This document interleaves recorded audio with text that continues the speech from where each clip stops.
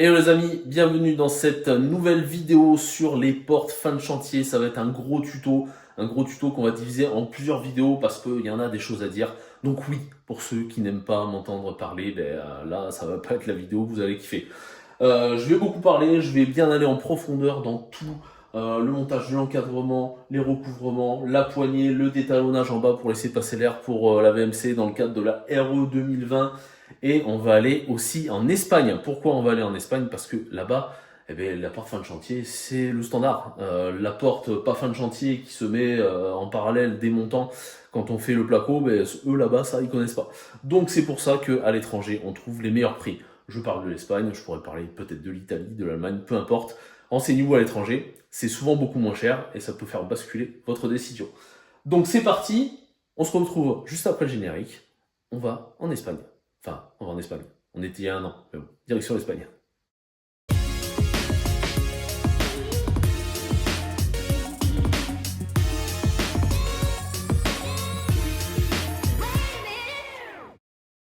Alors pourquoi on est venu en Espagne pour les portes intérieures? Tout simplement parce que c'est énormément moins cher qu'en France, de l'ordre de 1 à 3, donc imaginez un peu.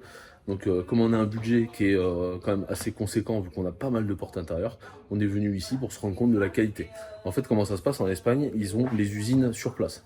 C'est-à-dire que voilà, il suffit d'ouvrir la fenêtre ici là, et puis voilà. C'est ici qu'ils fabriquent les portes. Donc voilà, donc on peut voir leur procédé de fabrication, ils n'ont rien à cacher, vous voyez, tout est ouvert, hein, tout est grand ouvert vers l'usine, qu'on se rende compte vraiment de la qualité et de la façon dont ils travaillent. Donc c'est pas mal, donc du coup on voit le produit vraiment fini, on voit les motifs, on peut se rendre compte s'il y a de la répétition au niveau du bois, parce que nous on veut des trucs en bois. Donc voilà, c'est bien, on peut se rendre compte de tout ça. Et donc du coup nous sommes venus ici à Irún, et il faut savoir qu'ils peuvent livrer partout en France. Il n'y a pas de problème. Ils ont déjà livré à Paris, ils ont déjà livré pas loin de Genève. Donc voilà, ils livrent partout en France. Et le hall d'exposition est ici. Ça s'appelle Puertas Olamendi. Voilà, je vous mets le nom en bas. Et franchement, super top. Il y a une personne qui parle français ici. Donc forcément, nous, ça nous va bien. Et ils ont plein de choses à nous montrer. Par contre, il faut savoir qu'ils font pas tout. C'est-à-dire que les portes qui doivent être bien isolées entre un garage et l'intérieur, ça ils peuvent pas faire parce que c'est énorme, vraiment très spécifique et très collé à la France en fait. Ils sont super bien placés, ils ont du monde qui vient de France, donc c'est du connu. Et puis franchement on a regardé la qualité, c'est top. Franchement on est super content. On n'a pas des demandes qui sont au-delà du réel, pas du tout. Nous ce qu'on veut juste c'est des poignées magnétiques. C'est-à-dire que le verrou se sort tout seul une fois qu'il est dans le montant. Donc fini les portes qui claquent avec le truc qui se. Enfin voilà. On veut aussi des charnières cachées, des charnières qui se trouvent en fait dans l'âme de la porte. Donc on a pu voir tout ça, on a vu des échantillons. Donc franchement c'est top. Franchement c'est bien de se rendre compte, de pouvoir venir. C'est à 4 heures de la maison. Mais bon, c'est pas grave, ça valait le déplacement parce que on a quand même une grosse commande à passer et on voulait vraiment voir le produit avant de passer commande.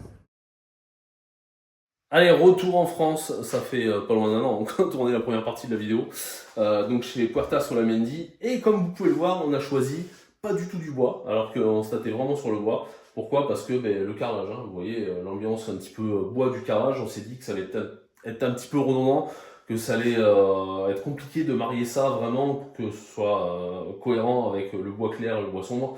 Donc on s'est dit, allez, on va partir sur du blanc, c'est très bien. Les murs de toute façon ils seront peints, donc on évitera l'ambiance hôpital entre guillemets.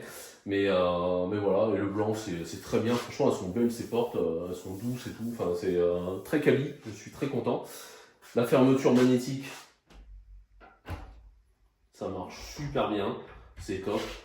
Les poignées par contre on les a pas prises chez eux, je vous mettrai le lien dans la description, je vous en parlerai un petit peu plus tard. Pareil pour les condamnations, je sais pas si vous voyez là, il n'y a pas de trou ici. Tout simplement parce qu'en Espagne, c'est pas trop leur délire de mettre des condamnations sur toutes les portes. Donc c'est optionnel. Il y a toujours moyen de le faire. Regardez la preuve, c'est que ici, je l'ai rajouté pour la poignée de la salle de bain. Donc, comment ça va se passer? On va monter tout ça ensemble. Voilà, on va prendre une porte. La dernière porte qui me reste actuellement, là, maintenant, parce que la suite parentale est toujours pas faite. Donc, la dernière porte qui me reste, ça va être la buanderie qui se trouve là-bas. Donc on va faire ça ensemble. Ici j'ai pas fini, pourquoi? Parce que en fait les profilés, hop, je vais vous montrer, les profilés comme ceux-ci là, qui viennent là, on les monte d'un côté, ils ont une retombée un petit peu courte, on va dire. Et ceux-ci, c'est ceux qui vont aller de l'autre côté, sauf que eux, ils ont une retombée un petit peu grande, donc il va falloir la recouper. C'est au cas où on ait une paroi, une épaisseur de paroi un petit peu plus large, ça permet de rattraper cette largeur. Sauf que là c'est trop large, donc là je peux pas les mettre pour l'instant.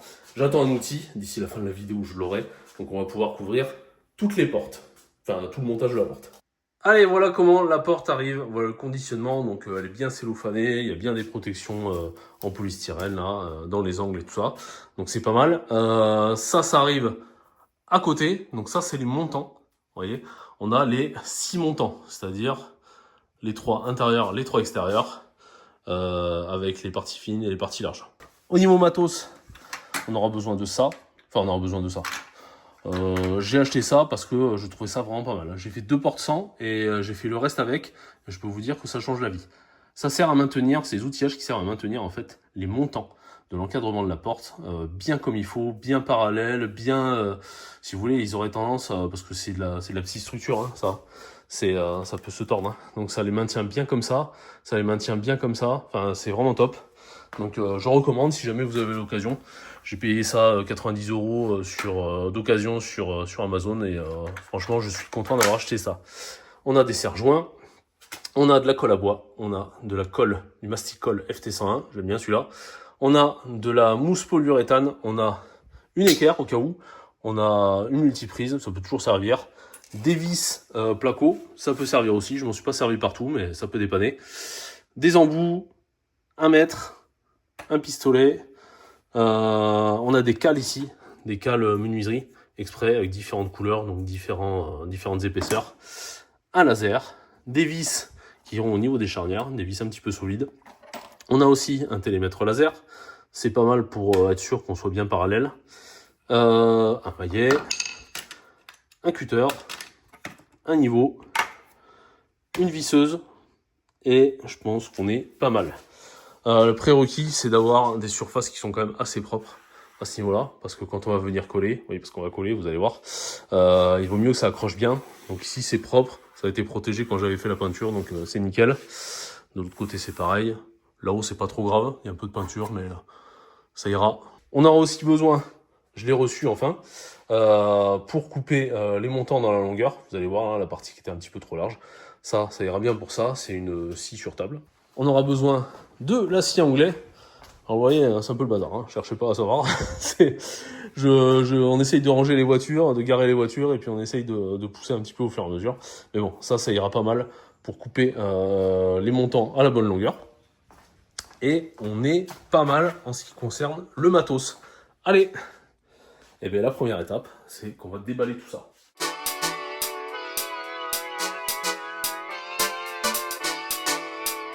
Allez, j'ai défait la porte, j'ai enlevé la porte de l'encadrement. Pourquoi? Parce que ça va me faciliter la tâche, hein, de voir se coltiner la porte qui doit faire, je sais pas combien elle fait, elle doit faire 15-20 kg. Devoir se soulever la porte à chaque fois pour faire le réglage de l'encadrement, c'est pas cool. Donc là, ce que j'ai fait, c'est que j'ai juste mis un serre-joint. Voilà, c'est pas réglé, hein, c'est juste le temps que je découpe mes recouvrements, là. On va appeler ça les recouvrements. Le temps que je recoupe mes recouvrements pour que ça tombe pas, hein, tout simplement. Les recouvrements, il va falloir les couper. Pourquoi? Parce que c'est plus large. En fait, ils nous donnent un petit peu de gras pour qu'on coupe de chaque côté, pour qu'on ajuste vraiment bien comme il faut à notre porte, à notre environnement. Donc voilà, donc ça on va le couper ensemble là. Et quand vous positionnez votre encadrement, faites attention de ne pas le mettre à l'envers, hein. Mettez pas la porte vers l'extérieur alors que ça doit s'ouvrir vers l'intérieur, ou vous trompez pas de porte, prenez pas la première qui vient, réfléchissez que vous preniez pas la porte qui s'ouvre comme ça alors qu'il faut qu'elle s'ouvre comme ça. Voilà. Allez, on se retrouve au niveau de la scie, scie anglais donc. Et là en fait, ce que je vais faire, c'est que je vais couper d'un côté. Pourquoi? Parce que il se peut que ça arrive pas très bien coupé, quoi. Vous voyez ici là, il y a un petit peu de, ça s'est un petit peu déchiré, donc voilà. Ici, c'est plutôt propre, mais ici, dessous, c'est pas très propre. Bah, voilà. On va recouper un petit peu, ça coûte rien.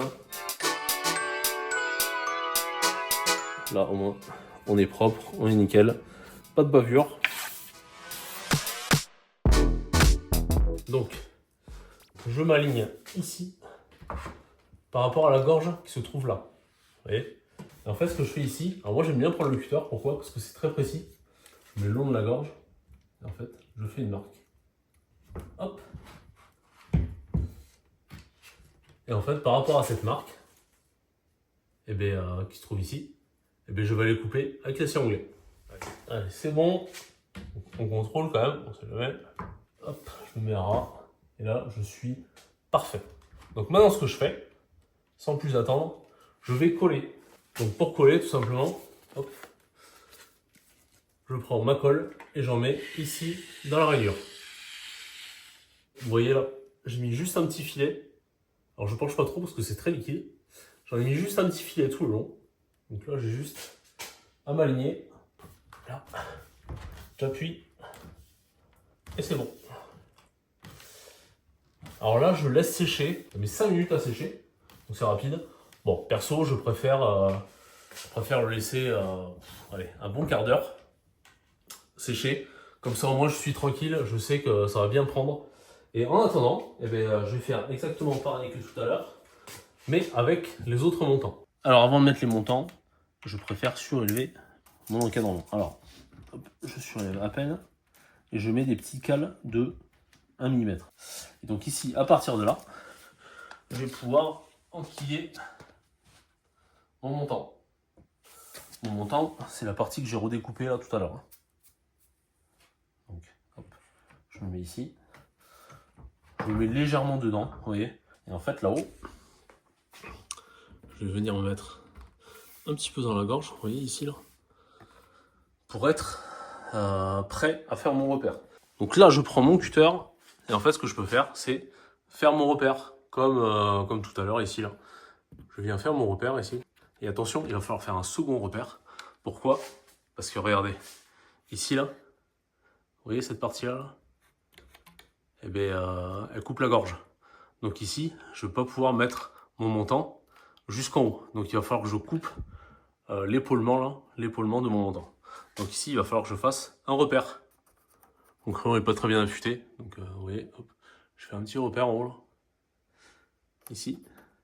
Et là, je sais que, regardez, 3 mm au-dessus. 3 mm au-dessus, c'est la fin de ma gorge. En gros, ma découpe va être à partir d'ici, grosso modo. Il va falloir que je découpe tout ça.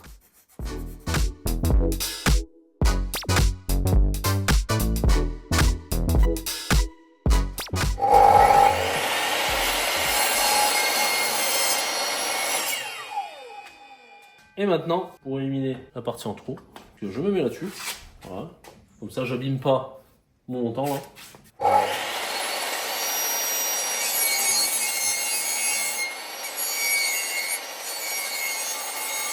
Et donc là, vous voyez, j'ai rogné toute la partie qui était en trop.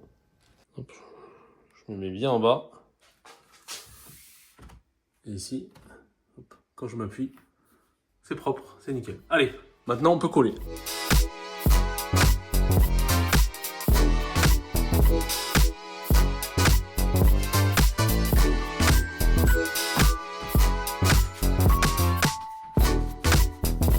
Allez, mettons en place nos outillages. Donc ici, on a la petite patte qui vient sur le côté du montant. Ici, la petite patte qui vient dans la rainure, là. Et ici, la partie noire qui va venir en fait contre le montant. Et ensuite, on va intercaler 2 petites cales pour rattraper cette petite marche-là. Donc, on dévisse la vis du milieu, qui va nous servir à régler en fait l'écartement, la largeur, et on va ajuster ça à la partie haute des montants pour avoir notre réglage bien comme il faut. Maintenant, on vient en bas pour la mettre en place. Donc là, on s'est bien mis au niveau des montants. Alors il faut faire attention que les 2 pattes noires soient bien en X, bien comme il faut. Et là, on vient resserrer nos étaux. Là, on vient mettre nos cales qui viennent nous rattraper l'épaisseur du montant, et on vient serrer la patte verte qui fait office d'étau un peu et qui vient nous mettre tout en contrainte en fait, qui vient nous mettre tout bien parallèle. C'est-à-dire que le montant à droite et le montant à gauche vont être bien. Bon, ça, cette petite patte sert pas à grand chose. Donc là, logiquement, on va tester ensemble, hein. On devrait avoir les mêmes mesures. C'est-à-dire les mesures entre ici et un trou ici. Si c'est pas le cas, il faudra que j'ajuste un petit peu de mon écartement. Donc là, je suis à 80,67, 80,78. Bon, c'est pas trop mal, parce qu'en fait, je vous voyez, c'est pas trop mal parce qu'en fait, quand on va mettre la mousse expansive ici, à l'intérieur là, sur les interstices, et bien ce qui va se passer, c'est que ça va un petit peu bouger légèrement, parce que ça, c'est pas non plus un étau. Hein. On a beau serrer la vis au milieu, ça peut un petit peu travailler. Donc c'est pas mal d'avoir 1 mm de marge, parce que comme ça, au moins, on sera tranquille. Allez, je fais la même chose avec l'autre, c'est-à-dire que celui qui est là, je vais en mettre un ici aussi au milieu. Comme ça, on aura en fait un encadrement qui est vraiment rectangulaire.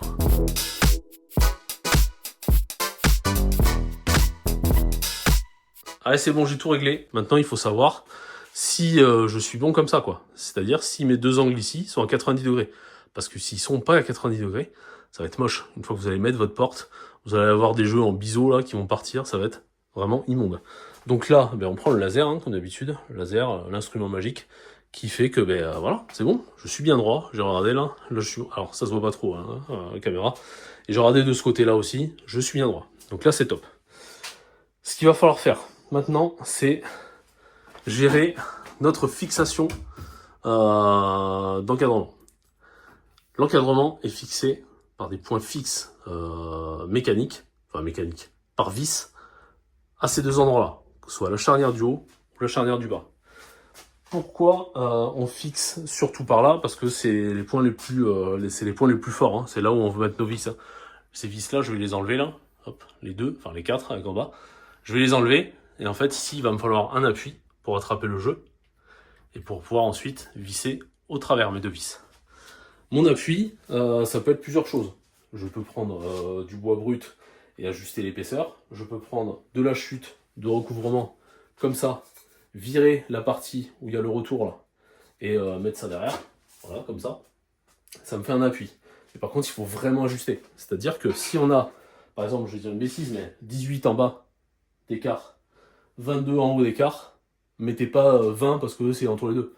Mettez vraiment 18 en bas et 22 en haut. Parce que sinon, votre montant là, votre encadrement, oui, il va se mettre un petit peu comme ça.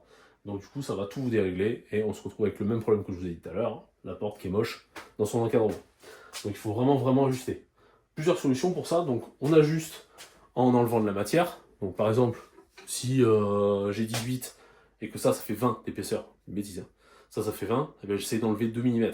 Je vais à la scie là-bas et je règle ma butée de profondeur là, et puis comme ça j'enlève de la matière. Si j'ai un petit peu plus, eh bien, je peux prendre ça, qui fait 20, prendre une cale de menuiserie de 2 mm, et le mettre en haut, et le tour est joué. Voilà, donc il faut vraiment ajuster, c'est vraiment la clé pour avoir une belle porte à la fin. Bon, mais je suis content, regardez. Ici j'ai mis une cale de MDF, voilà, une cale de retombée là. J'ai mis une cale là aussi, et avec mon laser là, je suis parfait sur toute la hauteur. Ça veut dire que mon réglage est top. Là du coup, ce que je vais faire, c'est que je vais retirer ces cales, je vais retirer cette presse, je vais faire basculer tout l'encadrement pour pouvoir commencer à faire l'encollage.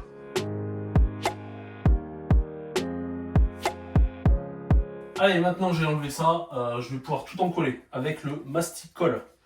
Ça suffit largement. Quand j'ai collé ma porte, enfin mon encadrement de porte de la chambre 3, il tenait juste avec ça. J'ai enlevé les vis, j'ai enlevé toute la mousse isolante, etc. Ça tenait juste avec ça, au niveau des retombées. Là. Et ça bouge pas du tout. C'est un truc de fou. J'ai tellement galéré à l'enlever. Je peux vous dire que ça tient bien. Donc ça, hop, je mets de côté. Et maintenant, je fais des petits zigzags, hop, partout, sur tous les montants.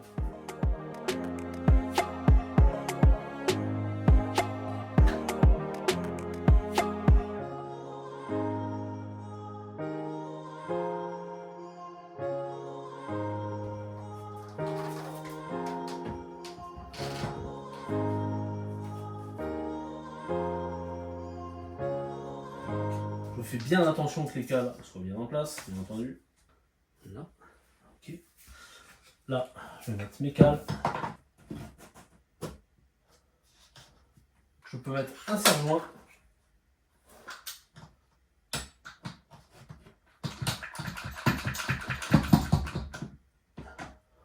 sans serrer trop fort, ça sert à rien. En haut, la même chose. Voilà. Je m'arrête là au niveau des serre-joints. Je vérifie à nouveau que mon laser est bon. C'est parfait. Je vérifie ici.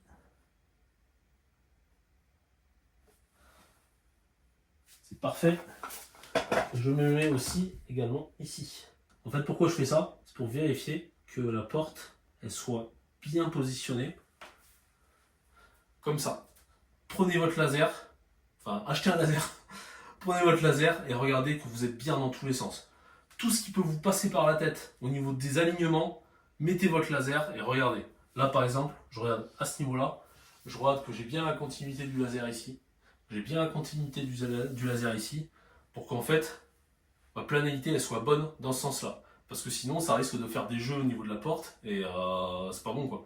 C'est-à-dire que ici, bon, ça va, c'est une buanderie, mais au niveau d'une chambre, mais, vous pouvez avoir un coin parce que vous avez mal plaqué, parce que vous l'avez mal ajusté. Et bien, au niveau du coin, vous allez avoir du jour.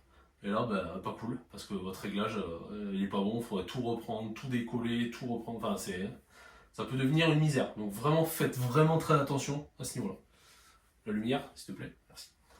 Donc voilà, maintenant que j'ai bien contrôlé que ma surface, que ma porte elle soit bien plane, que mon encadrement il soit bien plan, et bien, on va mettre tous les serre-joints. Donc, plus on en met, et mieux c'est. On garde le laser allumé, parce que on sait jamais, hein, ça peut bouger en mettant les serre-joints.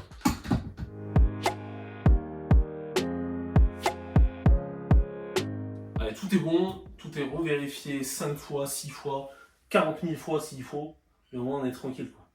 Allez, maintenant ce qu'on va faire, c'est qu'on va remplacer les vis. Donc on va prendre les vis qui sont en place, c'est-à-dire celle-ci, pour mettre à la place celle-ci. Hein, on est d'accord, hein. Je suis plus tranquille avec ça. J'enlève ma vis, je mets l'autre à la place.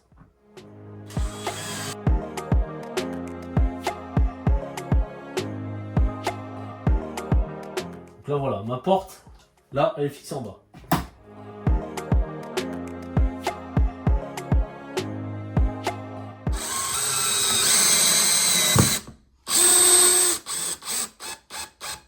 Alors il ne faut pas serrer à fond d'un côté ou de l'autre parce qu'en fait, la semelle de la charnière, elle retient qu'au milieu. Elle tient qu'au milieu en fait. C'est-à-dire qu'elle a un appui que entre ici et là. Donc si vous serrez à fond, en fait, la charnière, ce qu'elle va faire, ça. Elle va venir se relever. Donc là, il faut serrer progressivement, venir juste au contact, et ensuite serrer en bas, serrer en haut, etc. En quinconce un petit peu. Et, sauf que là, il n'y a que 2 vis. Donc voilà, c'est bon. Donc là, du coup, ma porte, elle tient. Enfin, mon encadrement de porte, il tient. Il est solidaire. Là, il n'y a plus de problème, ça ne bougera plus. Par contre, ça peut bouger ici. Donc ce que je vais faire, c'est qu'en fait, je mets des plots. Je mets des plots de FT101. Je repère là où j'ai des trous. Là, vous voyez, j'ai un trou au fond. Mais en fait, je vais faire un plot. Je viens bourrer. Je sais pas si vous voyez bien. Je viens bourrer de FT101 pour venir faire un plot. Un plot qui va tenir dans le trou du rail de placo, du montant. Non seulement ça permet de boucher le trou, pour pas qu'il y ait de problème au niveau du test de l'Aéro 2020, mais ça permet aussi de faire un petit plot de colle et de pouvoir faire tenir la porte.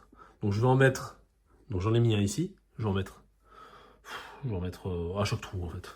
Je m'embête pas, je vais faire comme je faisais. J'en mets à chaque trou, plus un supplément, j'en mets un dans l'angle ici, parce que ça pourrait bouger. Voilà, j'ai fait mes petits pâtés là, voilà, ici, ici, ici, ici, et ici en dessous là. Voilà, mes pâtés de silicone. Ça sert à rien d'en faire là, parce que ça tient bien, hein, ça tient bien grâce aux vis que j'ai mis au niveau des charnières. Maintenant, ce qu'on va faire, c'est qu'on va mettre la mousse PU, qui se trouve là-bas, pour remplir tous les interstices. Non seulement ça va permettre d'isoler phoniquement, mais en plus, thermiquement. Petite astuce, j'ai été rechercher de la mousse expansive, parce que j'en ai plus. Et là, ça fait à peu près 1 heure que je suis parti. Et en fait, là, au bout d'1 heure, c'est pile le timing qui va bien pour décoller un petit peu la mousse. Là, je sais pas si vous voyez, ça a coulé un petit peu, ça a débordé sur l'encadrement. Et pour pas que ça colle, et bien là, c'est le bon moment pour, vous voyez, ça se décolle tout seul. C'est super simple. Donc, faut vraiment pas attendre plus, parce qu'après, ça a tendance à s'accrocher. Et il faut pas attendre moins, parce que sinon, vous allez vous en mettre partout. Et parce que ce sera trop mou encore. Donc voilà, allez, je continue. Faut bien secouer, 30 secondes. Alors, faut pas trop en mettre, hein, ça sert à rien. Sinon, ça va juste couler partout. Et si vous n'êtes pas serein, vous mettez des protections au sol. Si vous voulez protéger votre sol, c'est pas une mauvaise idée.